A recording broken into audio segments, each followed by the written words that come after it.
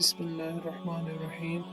एक दिन उस्ताद ने क्लास रूम में दाखिल होते ही बगैर कोई बात किए ब्लैक बोर्ड पर चाक से एक लंबी सी लकीर खींच दी और पूरे क्लास को मुखातब होकर कहा, तुम में से कौन है जो ब्लैक बोर्ड के मौजूद इस लकीर को छुए बगैर इसे छोटा कर दे।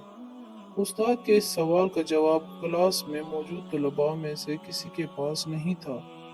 सवाल ही ऐसा अजीब और गरीब था कि सारी क्लास सोच में पड़ गई, क्योंकि उस्ताद ने एक नामुमकिन बात कह दी थी। क्लास के सबसे ज़हीन तालिब इल्म ने खड़े होकर कहा कि उस्ताद मोहतरम, ये नामुमकिन है। लकीर को छोटा करने के लिए इसे थोड़ा सा मिटाना पड़ेगा, जो छुए बगैर नहीं हो सकता, और आपने छूने से मना किया है। बाकी तलबा ने भी सर हिलाकर इस तालिब इल्म की बात की तईद की।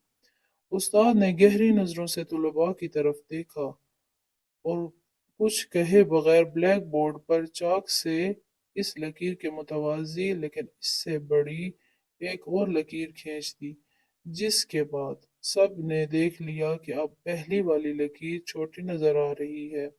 उस्ताद ने इस लकीर की को छुए बगैर, इसे हाथ लगाए बगैर इसे छोटा कर दिया।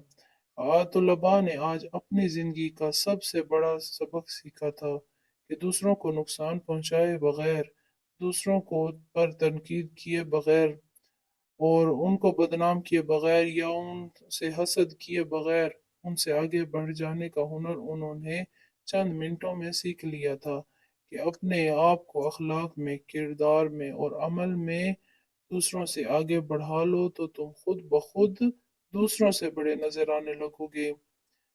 लिहाजा दूसरों को छोटा करके कोई बड़ा नहीं बन सकता, बल्कि खुद बड़ा होकर बड़ा बन सकता है।